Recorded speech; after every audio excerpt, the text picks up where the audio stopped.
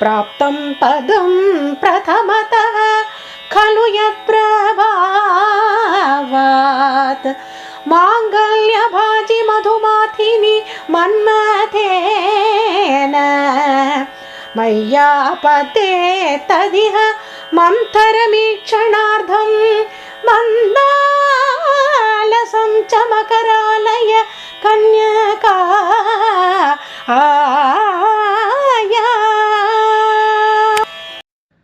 ஸ்ருதி ஸ்மிருதி புராணானாம் ஆலயம் கருணாலயம் நமாமி பகவத் பாத சங்கரம் லோகசங்கரம்.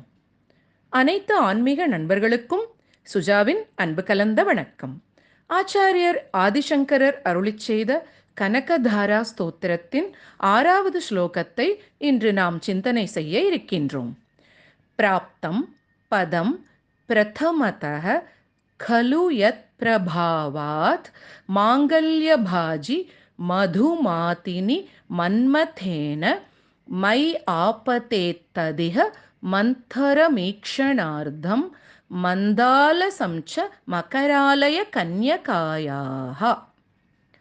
த த த த என்று தகர வரிசையில் உள்ள எல்லா த சப்தங்களும் வருமாறு இந்த ஸ்லோகத்தை அமைத்திருக்கிறார் ஆதிசங்கரர். அவரின் சமஸ்கிருத மொழி பற்றி தான் என்ன சொல்ல, அற்புதம் அற்புதம். மகாவிஷ்ணு சர்வ மங்களங்களுக்கும் நாயகராக மாங்கல்ய பாஜியாக இருக்கிறார். ஏனென்றால் லக்ஷ்மி தாயார் அவர் மார்பில் உறைந்திருக்கிறார். அதனால் பெருமாளை மாங்கல்ய பாஜி என்று அழைக்கிறார் ஆதிசங்கரர். மன்மதன் இந்த உலகத்தை ஜெயித்து வெற்றி கொள்வதில் மிகவும் பிரசித்தி பெற்றவன். அவனால்தான் இந்த உலகத்தின் உயிரினங்கள் உணர்ச்சிகளோடும் ஆசைகளோடும் அன்போடும் வாழ்ந்து கொண்டிருக்கின்றன. ஆனால் பரம்பொருளான மகாவிஷ்ணுவோ எல்லாவிதமான ஆசைகளுக்கும் அப்பாற்பட்டவர், எங்கும் நிறைந்தவர். மது என்னும் அசுரனையும் கைடபன் போன்ற அரக்கர்களையும் வதம் செய்து உலக மக்களை காப்பாற்றுபவர், மகாபலசாலி. ஆனால் அவரையும் இந்த மன்மதன் ஜெயித்து விட்டான். எப்படி என்று தோன்றுகிறதல்லவா? சிவபெருமானால் சாம்பலாக்கப்பட்ட மன்மதனை தாயார்தான் உயிர் கொடுத்து எழுப்பினாள். அவனுக்கு மீண்டும் உயிர் கொடுத்ததால் லக்ஷ்மி தேவிதான் அவனின் அன்னை.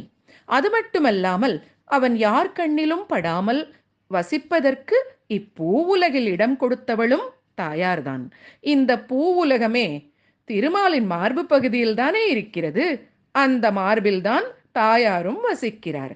ஆசைகளே இல்லாத பெருமாளுக்கு தாயாரின் மீது எப்படி பிரேமம் வந்தது? தாயாரின் கடாட்சத்தை பெற்ற மன்மதனால் தானே. அந்த மன்மதன் பெருமாளை ஜெயிப்பதற்கு உதவியாக இருந்தது அவன் மேல் விழுந்த தாயாரின் அருட்பார்வைதான் என்கிறார் ஆச்சாரியர்.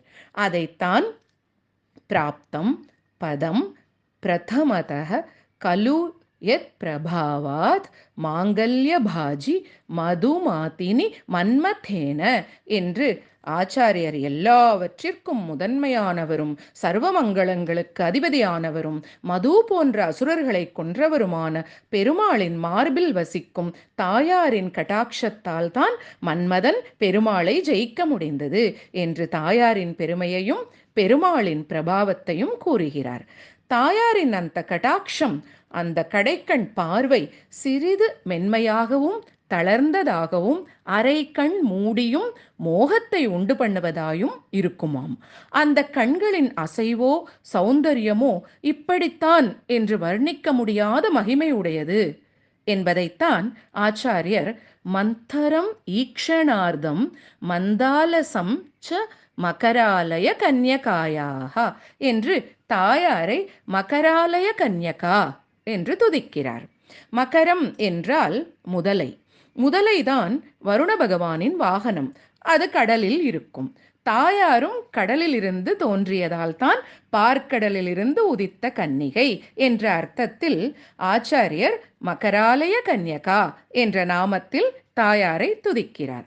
தாயாரின் அந்த மென்மையான அன்பு மிகுந்த அரை பார்வை என் மீதும் ஒரு அரை நொடி விழட்டும், எனக்கு எல்லா சௌபாகியங்களும் கொடுக்கட்டும் என்று மை ஆபத்தே தத் இஹ என்று நமக்காக வேண்டி பிரார்த்தனை செய்கிறார் ஆச்சாரியர். கடல் குமரியான ஸ்ரீயின் புன்சிரிப்பேந்திய கடைக்கண் பார்வை நம்மேலும் விழ வேண்டும் என்று மாங்கல்யபாஜியான மகாவிஷ்ணுவையும் மங்கள தேவதையான மகாலட்சுமியையும் பிரார்த்தனை செய்து கொள்வோம் நாம். இந்த ஸ்லோகத்தில் மகாவிஷ்ணுவை மதுமாதினி, அதாவது மதுசூதனன் என்னும் நாமத்திலும், தாயாரை மகராலய கன்யகா என்ற நாமத்திலும் துதிக்கிறார் சங்கரர். மன்மதனை ஈன்றருளிய தாயே, தயாநிதியே, மகாமாயே, பார்க்கடல் தரும் கிருபாகரி, பரிந்து வந்தெம்மை ஆதரி, பங்கய மலர் வளர் அன்னையே, கடைக்கண் பார் என்று பாபநாசம் சிவன் ஐயா அவர்களின் பாடல் வரிகள் நினைவிற்கு வருகின்றது.